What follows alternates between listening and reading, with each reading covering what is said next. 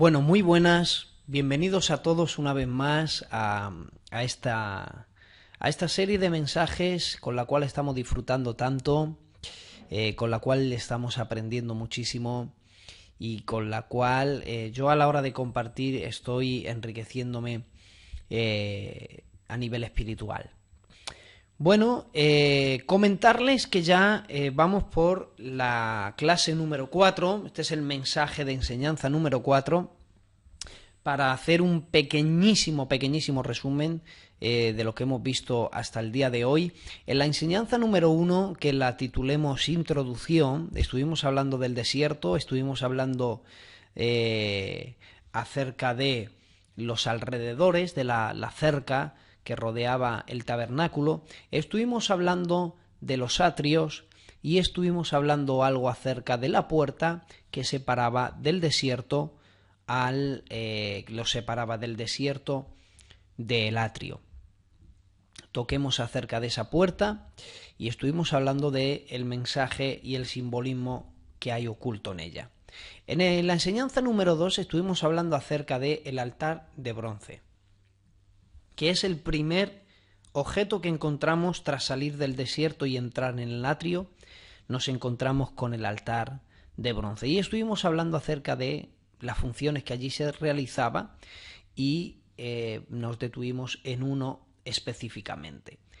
Tras cruzar el altar de bronce, saltemos al mensaje número 3, la enseñanza número 3, estuvimos hablando acerca de la fuente de bronce, o también conocida como el lavacro, y en él estuvimos viendo cómo ahí recae un mandamiento de Dios sobre nosotros, que espiritualmente hemos pasado a ser un reino de sacerdotes, que hemos de ir ahí a limpiarnos todos los días, como un mandamiento perpetuo.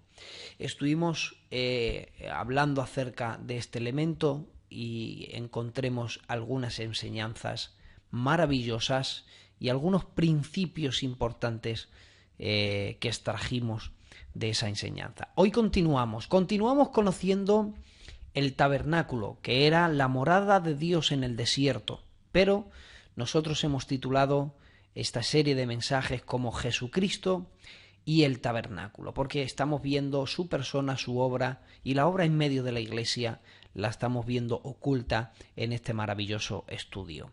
Hoy, en la enseñanza número 4, nos toca hablar acerca de las puertas y cubiertas. ¿Por qué? Bien, porque acerca del atrio hemos estado hablando de las dos cosas importantes que hay en el atrio, que es el altar de bronce y la fuente de bronce. Entonces, una vez pasado por allí, nos encontramos, o una vez limpiado, ya podemos entrar al lugar santo. Ahora, para entrar en el lugar santo, tenemos que cruzar otra puerta. Quiero que sepan que todo el tabernáculo en sí se divide en tres secciones. Atrio, que en el atrio estará el altar de bronce y la fuente de bronce. Tras cruzar otra puerta, una segunda puerta, que sería la puerta de acceso al lugar santo, que las puertas siempre están hechas de columnas, quiero que lo recuerden. Tras cruzar la segunda puerta, nos encontramos en el lugar santo, donde se encuentra el candelero, donde se encuentra la mesa con los panes de la proposición, donde se encuentra el altar del incienso, y tras cruzar otra segunda puerta, hecha de una cortina también, iríamos al lugar más santo de todo el tabernáculo, que sería el lugar santísimo, donde ahí reposaría el arca de la alianza. Hasta llegar a todos esos elementos, incluso hasta llegar a entrar dentro del tabernáculo de reunión, hoy vamos a dedicar esta enseñanza a hablar acerca de las puertas y las cubiertas que cubrían el tabernáculo. Y van a ver lo importante que es. Hoy no vamos a llegar a entrar dentro del tabernáculo, no vamos a ver los elementos del lugar santo, no vamos a hablar nada de esos elementos, porque es suficiente esta enseñanza para hablar acerca de las 3 puertas. Cuando hablo de puertas, por favor, tengan en mente cortinas, para hablar de las 3 puertas del tabernáculo incompleto y las cubiertas que cubrían en forma de techo a el tabernáculo de reunión.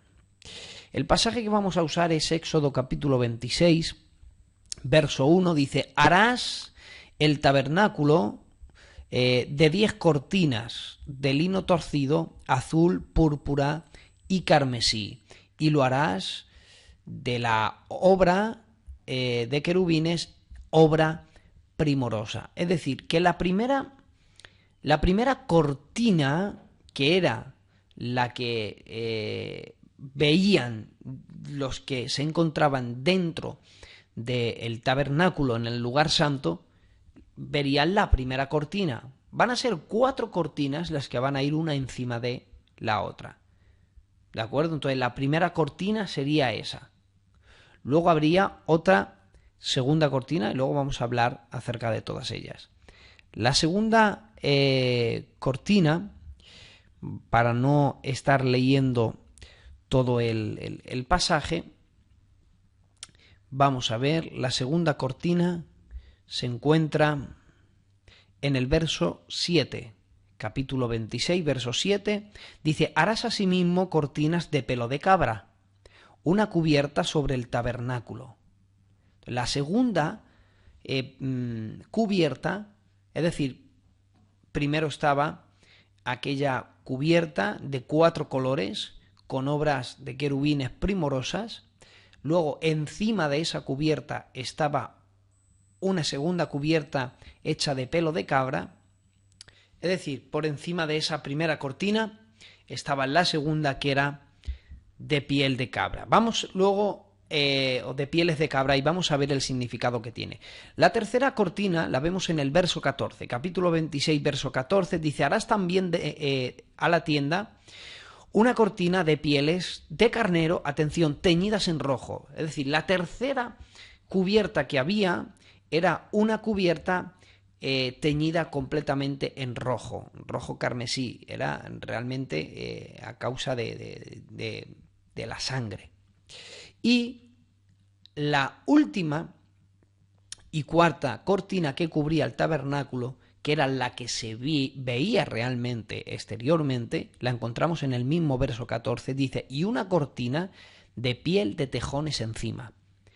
Es decir, que los que estaban dentro del tabernáculo, la que veían sería la primera cortina, que era una cortina de lino torcido, de azul, de púrpura y carmesí. Pero desde el exterior la que se veía realmente era la de piel de tejones. ¿De acuerdo?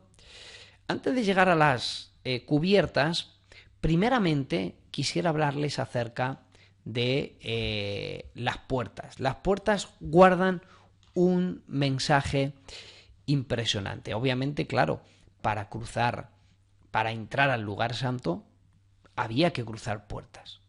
La primera puerta, que estuvimos hablando acerca de ella en el mensaje número 1, la primera puerta, en una forma fónica, en el hebreo, aunque se escribe Derek, con J, Derek, como suena, pero en el hebreo sonaría algo como Yaderek.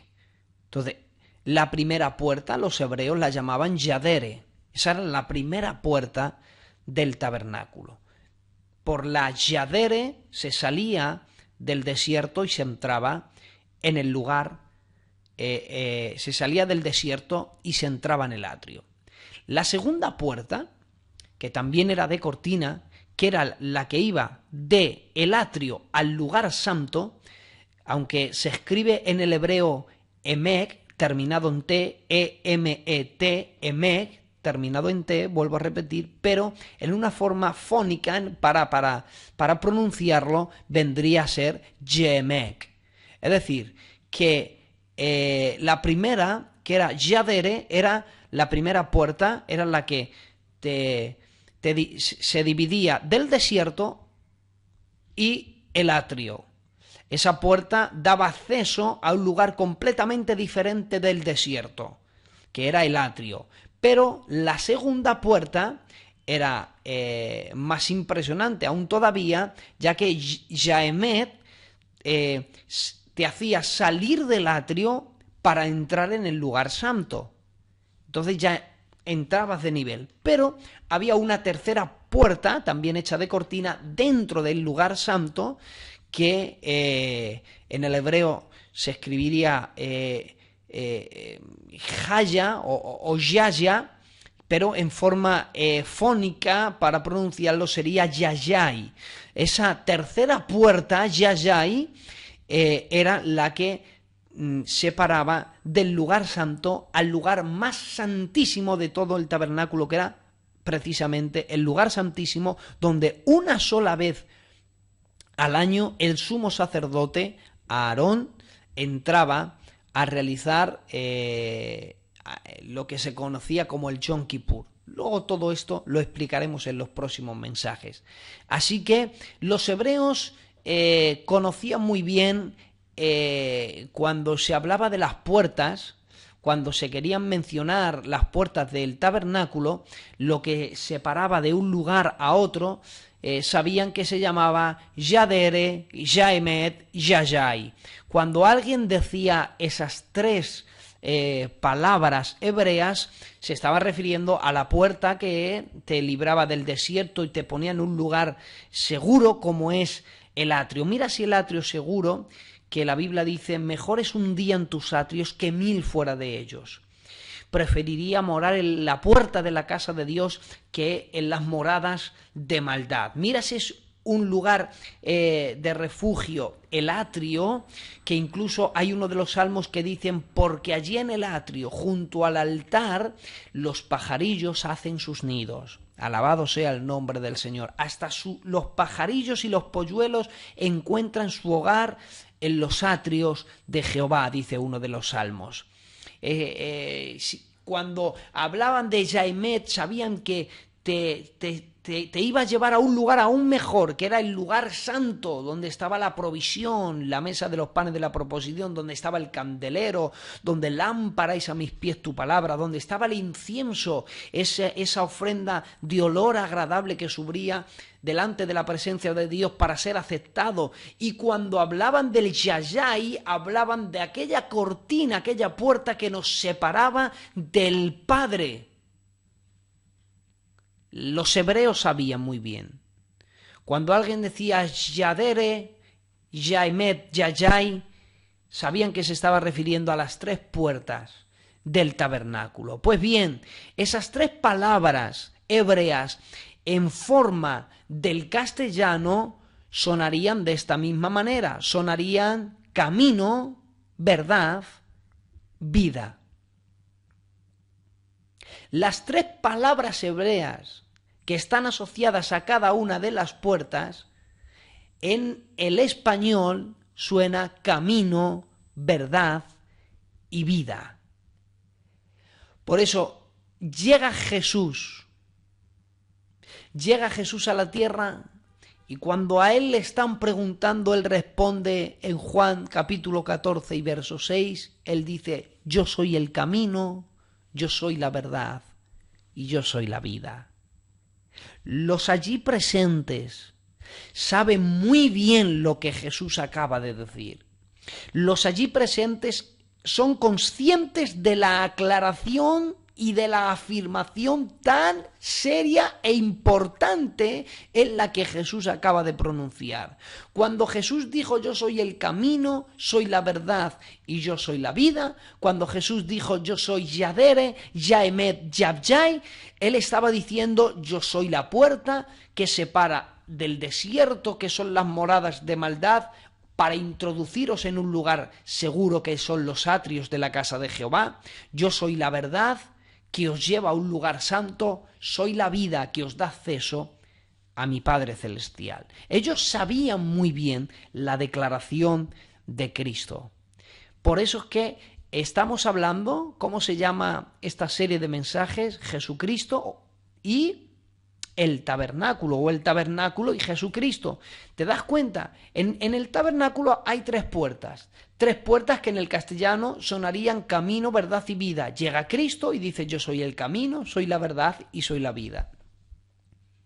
Por eso es que es importante estudiar el tabernáculo, porque vemos escondido la persona de Cristo. Pero oigan, antes de cruzar la segunda puerta, Yaemet, antes de cruzar la puerta de la verdad, antes de entrar al lugar santo, hemos de detenernos primeramente a echar un vistazo a las cubiertas que cubren el tabernáculo. Yo espero que estén siguiendo el hilo del mensaje. Verán, la primera cortina, que era la cortina que se vería desde el interior, es decir, desde el lugar santo, es interesante, porque la primera cortina era una sola cortina hecha de lino torcido, azul, púrpura, carmesí y la obra primorosa, es decir, había querubines labrados.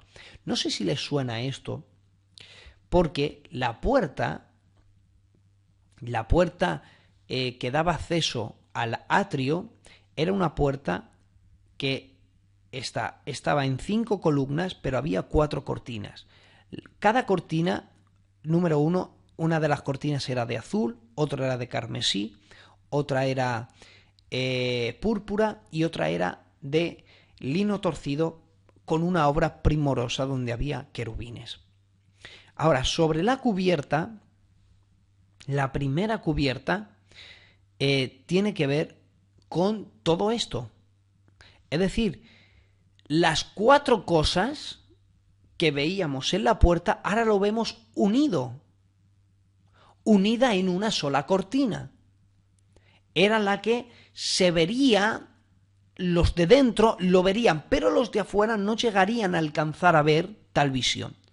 Y tan obra primorosa, no llegarían a ver la obra de azul celestial, no llegarían a ver la obra de rojo carmesí, sufrimiento, no llegarían a ver púrpura, que es la realeza, no llegarían a ver la obra primorosa. Es decir, que los de afuera, los del desierto, cuando miraban, no llegaban a ver esa cortina, que fíjate, esa cortina que estaba engastada o tenía enganches de oro, se unían con corchetes de oro.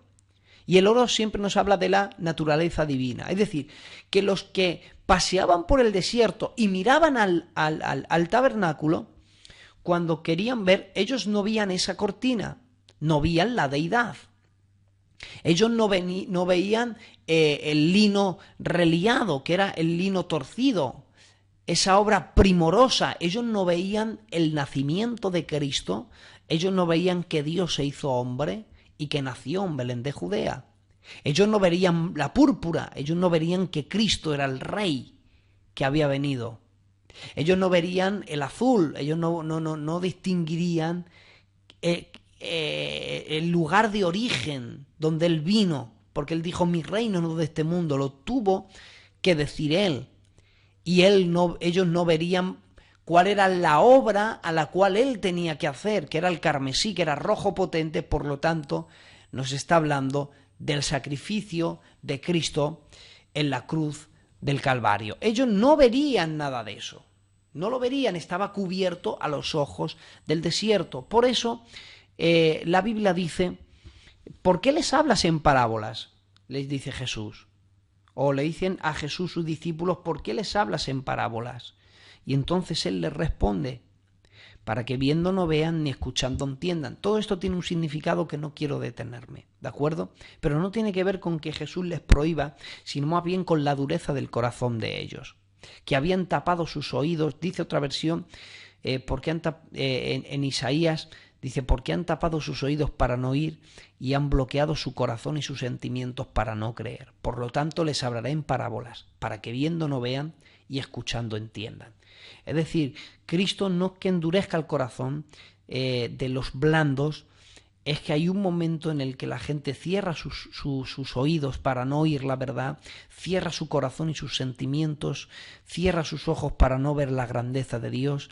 Y oigan, no es más ciego que aquel que no quiere ver, no es más sordo que aquel que no quiere oír, y no es más pecador que aquel que no quiere creer a la verdad, habiendo todas las evidencias frente a él. Por eso es que a los de afuera les hablaré por parábolas todas las cosas. Dice, mas vosotros que estáis cerca, os daré a conocer todas las cosas. Esa era la primera cortina. La primera cortina encerraba todo eso. Los 4 elementos que vemos en la primera puerta por separado lo encontramos unido en esta cortina.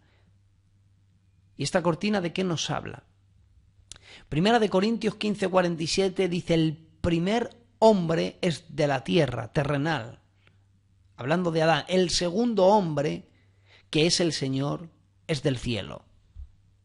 Juan 3:13 dice, nadie subió al cielo, sino el que descendió del cielo, el Hijo del Hombre, que está en el cielo. Alabado sea el nombre del Señor. Ellos no verían esa obra tan maravillosa, ellos no verían esa naturaleza. La segunda la segunda cortina que tenía el tabernáculo era la del verso 7. Capítulo 26, verso 7, dice, harás asimismo cortinas de pelo de cabra. Oigan, y esto es impresionante, la harás de pelo de cabra. Encima de las primeras cortinas, encima del hilo reliado, había una cortina de pelo de cabra, que estaban unidas, atención, por 50 corchetes de bronce. Estuvimos viendo que el bronce es juicio, es un símbolo de juicio. La cubierta de pelo de cabra nos está recordando, fíjense, al macho cabrío que lleva los pecados de Israel lejos, fuera del campamento, los lleva directamente al desierto. Los corchetes, que eran de bronce, que nos habla del juicio que cayó sobre Cristo en la cruz del Calvario, ese juicio, ahí se celebró el juicio tocante a la salvación para perdón de pecados, y la cabra, y vamos a ver qué es lo que representa aquí la cabra, nos está hablando de que Cristo alejó de nosotros la condenación. ¿Dónde vemos esto simbolizado en el Antiguo Testamento? Esa cabra que alejaba los pecados de Israel. Pues bien, la encontramos en Levíticos, en el capítulo 16 y en el verso 7, dice, ningún hombre estará en el tabernáculo de reunión, 16:7 dice, después tomarás 2 machos cabríos y los presentarás delante de Jehová a la puerta del tabernáculo de reunión, y los echarás a suertes, Aarón, sobre los machos cabríos, una suerte para Jehová y la otra para Azazel.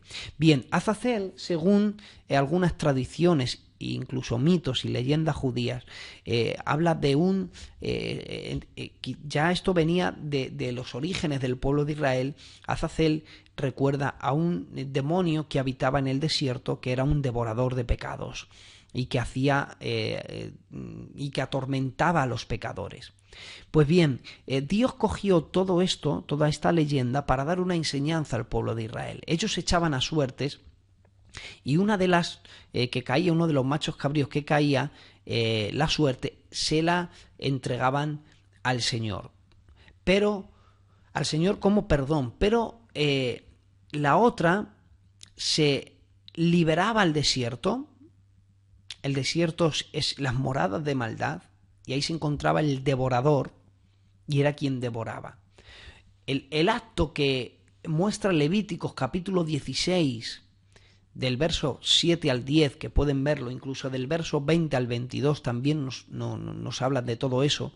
Cuando hubiera acabado de expiar el santuario y el tabernáculo de reunión y el altar, lo traerás al macho cabrío vivo, y lo pondrá Aarón sus 2 manos sobre la cabeza del macho cabrío vivo, y confesará sobre él todas las iniquidades de los hijos de Israel, todas sus rebeliones, todos sus pecados, poniendo así sobre la cabeza del macho cabrío, y lo enviará al desierto por mano de un hombre destinado para ello. Y aquel macho cabrío, cubierto sobre sí de todas las iniquidades, y ellos a tierra inhabitada, dejará al macho cabrío por el desierto. Entonces, esto nos está hablando, fijaros, el monte Gólgota no estaba en Jerusalén. El monte Gólgota estaba a las afueras de Jerusalén. Este pasaje y el que esté la cubierta hecha de pelo de cabra nos está hablando de esto que sucede en Levíticos capítulo 16, que sería lo que se celebraba en el día que se llamaba el día de la expiación, donde se expiaban los pecados. Date cuenta la palabra, donde llevarán cubierta sobre él todos los pecados, todas las iniquidades y todas las transgresiones. Desde hasta que Cristo murió en la cruz del Calvario, los pecados eran completamente cubiertos, pero no eran limpiados. Estaban cubiertos, pero nadie los había alejado, porque todavía no había habido nadie que alejara los pecados de la humanidad. Pero hay un texto en el Salmos que dice: porque hizo alejar de nosotros nuestras rebeliones. Hablando de Cristo, es un salmo mesiánico. Entonces, Cristo en la cruz del Calvario alejó de nosotros nuestras rebeliones. Nos está hablando que de la misma manera que aquella cabra alejaría, iría al desierto para que una vez allí se calmara y cuando volvieran vivo se perdonaran todos los pecados, todas las iniquidades. De esa misma manera, esa obra escondida nos está hablando del sacrificio de Cristo en la cruz, que alejaría de nosotros nuestras rebeliones. Entonces, la piel de cabra del tabernáculo, la segunda cubierta, nos habla precisamente de que alejaría de nosotros nuestras rebeliones. Aquel que tiene de origen la primera cortina, todo eso que hemos hablado, el Dios hecho hombre, el nacimiento, la muerte, y todas estas cosas que hemos estado hablando de la primera cortina darían como evidencia la segunda cortina, alejaría de nosotros nuestras rebeliones. Entonces, la explicación del relato es que justamente caería o alejaría de nosotros nuestras rebeliones. Fijaros, 2 de Corintios capítulo 5 y verso 21 dice: el que no conoció pecado, por nosotros lo hizo pecado. Date cuenta, lo hizo pecado, para que nosotros llegáramos a ser justicia de Dios en él. Entonces está hablando de Cristo Jesús. Gálatas capítulo 3, verso 13. Cristo nos libertó de la maldición de la ley, hecho maldición por nosotros, porque escrito está: maldito todo aquel que muere en un madero. Eso nos está hablando de la segunda cortina. La tercera cortina, en el verso 14, dice: harás también a la tienda una cortina de pieles de carnero teñida de rojo. Y esto, la tercera cortina, encima de las dos cortinas que hemos mencionado anteriormente, tenía que colocarse una cortina de piel de carnero teñidas en rojo. Miren, el Señor Jesucristo vino a cumplir la ley y para ello tuvo que derramar toda su sangre para perdón de pecados. Por eso, aquella cortina de piel de carnero estaba completamente teñida en rojo. El carnero, ese corderito, nos presenta a la persona de Jesucristo, teñida en rojo. Nos está hablando del derramamiento de la sangre de Cristo por amor a la humanidad. Por eso Juan 1:29 dice: al día siguiente, Juan el Bautista ve a Jesús que viene hacia él y que le dice: he ahí el Cordero de Dios que quita el pecado del mundo. E Isaías capítulo 53 verso 7 dice: angustiado él y afligido, no abrió su boca, como cordero fue llevado al matadero, y como oveja delante de sus trasquiladores, enmudeció y no abrió su boca. Así que la tercera cortina nos está hablando precisamente de la muerte de Cristo, el derramamiento de la sangre de Jesús sobre nosotros. Pero nos queda la última y cuarta cortina, que era precisamente la que vería todo el mundo. La cuarta cortina, que era precisamente la que vería todo el mundo, era la piel de tejón. Y el significado de la cuarta cubierta es muy interesante y es la más impresionante a mi juicio. La última cubierta, hecha de piel de tejón, quedaba completamente al exterior. Estaba por encima de la que estaba teñida en sangre.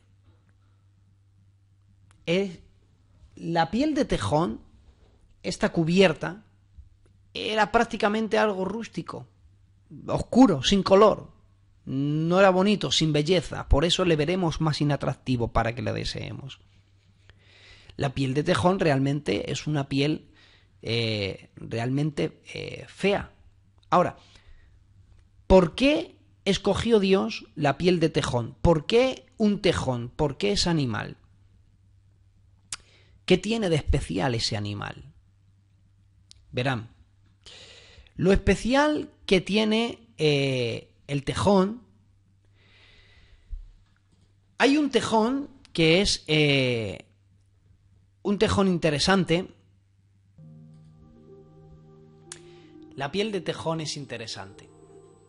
Fijaros, hay el tejón melero, que le llaman, es una especie de mamífero propio del África, de Oriente Medio, de la India. Y verán, es la única especie de su género.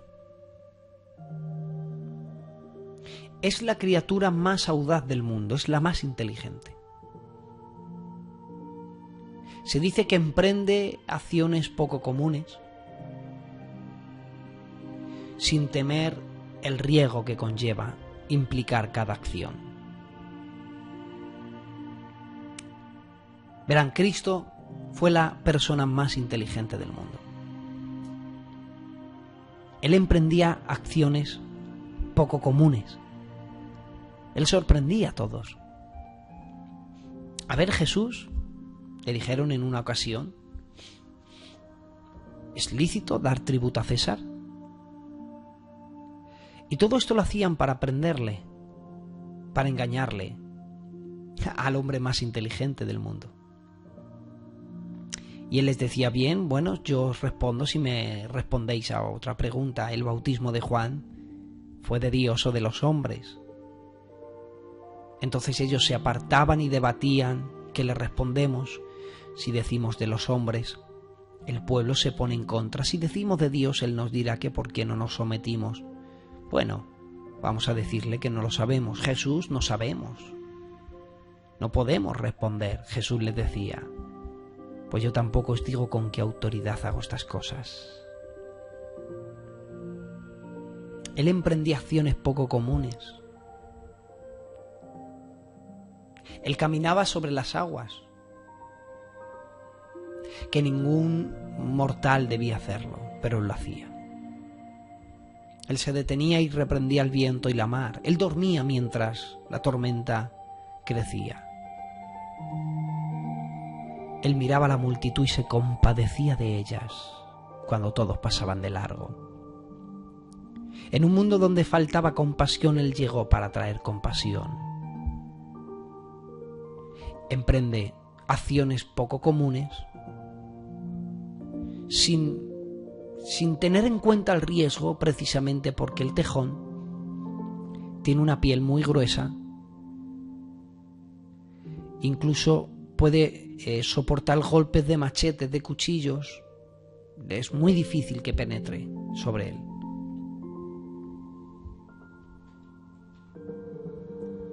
Tiene algo más el tejón. El tejón tiene cosas más interesantes. También parece que es impermeable a lanzas, a flechas, por mucho que le tiren, como si le escurriera. Y es que verán,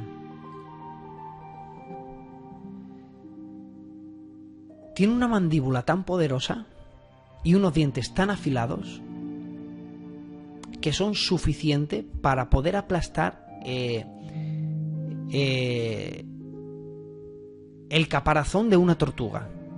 Fijaros lo poderoso que son las mandíbulas y los dientes del tejón. Tiene costumbre de alimentarse de miel. Es inmune a la picadura de las abejas. Para alimentarse él busca bajo tierra tarántulas, escorpiones, víboras, serpientes, para atacarlas. Él va en busca de ellas. No es que espera que le ataquen los escorpiones, las tarántulas, las víboras. Él las busca bajo tierra y las aniquila. Y es que Cristo era un vencedor, derrotaba a demonios. Él iba a la caza de ellos, los buscaba. Cuando estaban enterrados dentro de los cuerpos de la gente, estaban ocultos serpientes, tarántulas, demonios ocultos en tierras, en seres humanos. Y se escondieron en una mujer que la tenían encorvada. Y Cristo llegó allí y empezó a escarbar aquella tierra de aquella mujer y le liberó de ese demonio que tenía, y aquella mujer quedó sana completamente. ¿Y qué decirme de aquella tierra que Jesús escarbó en ella? La persona del endemoniado que lo llamaban Gadareno, que tenía una legión de demonios. Y Jesús escarbó en ella y sacó las tarántulas, los escorpiones, las víboras, y dejó a aquel hombre tan sumamente sano que dice la Biblia, se sentó y la gente le había sentado cuerdo y tenían miedo de lo que Jesús había hecho con él. Pero sin embargo hay algo interesante. Y es que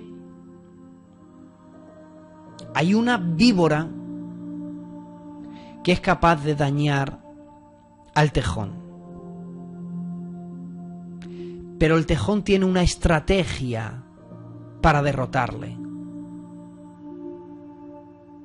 Antes de que pueda acabar con su vida, el tejón tiene una estrategia para acabar con una víbora que su veneno es mortal para todos los seres humanos. Y es que cuando él ve venir aquella víbora que tiene un veneno tan sumamente poderoso que es capaz de matar a cualquier ser humano, cuando la ve venir, el tejón se queda inmóvil, se queda quieto.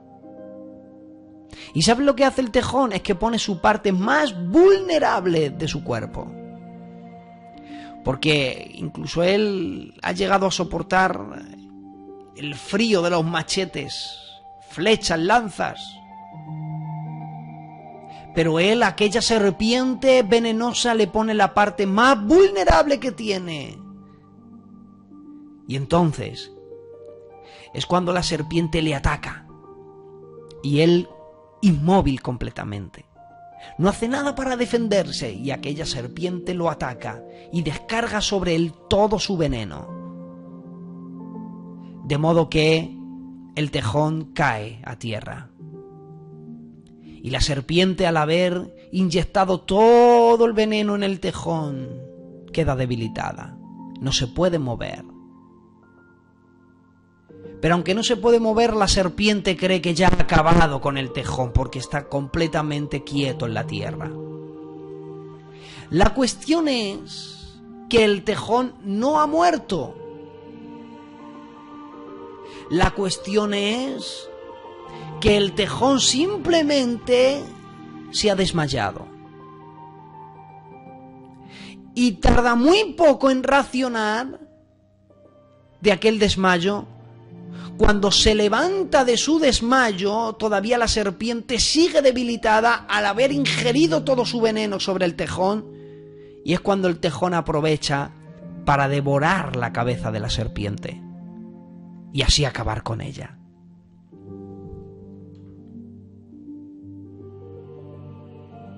Sabiendo que Cristo habiendo resucitado de los muertos, ya no muere. Porque la muerte no se enseñorea más de él, dice Romanos 9. Porque en cuanto murió, al pecado murió una vez por todas, mas en cuanto vive, para Dios vive. Así que también vosotros consideraos muertos al pecado, pero vivos para Dios en Cristo Jesús, nuestro Señor, que como aquel tejón, cuando vino Satanás con todo su veneno llamado pecado, puso la parte más vulnerable, que es su naturaleza humana, y sobre ella cargó todo su pecado. Y celebraban cuando vieron aquel tejón que cerraba los ojos, creían que había muerto en tierra. Sin embargo, Cristo no murió, sino que durmió. Y lo que no esperaba aquella serpiente es que al tercer día se levantara de los muertos, para ya no morir jamás, para que la muerte no se enseñoreara más, para que él pudiera decir: muerte, yo soy tu muerte. La muerte encontró un aguijón, que fue la persona de Cristo. Y eso era lo que se veía al exterior. Algo que no tiene belleza, algo que no tiene importancia, que quizá no tenga valor, era lo que se veía encima del tabernáculo, pero sin embargo escondía el mensaje de amor más grande que jamás se ha realizado. Este es el mensaje que había oculto en las cortinas. Este es el mensaje que había oculto tanto en las cortinas, sí, en las puertas, como también en las cubiertas. Quiero dejarlo hasta aquí para que la semana que viene me acompañen dentro del lugar santo y empecemos a conocer los elementos de aquel lugar maravilloso. Yo espero que hayan tomado notas. Quiero que sepan que estamos sintetizando este estudio, que quizás en los últimos estudios estaremos dando pinceladas y recordando un poco todo lo que hemos estado viendo en esta serie. Pero hoy, en la enseñanza número 4, en las olas en Miquerit, hemos estado hablando de las puertas y las cubiertas. Gracias una semana más por haberme acompañado en este maravilloso estudio: Jesucristo y el tabernáculo, la morada de Dios en el desierto. Que Dios les bendiga y hasta la próxima.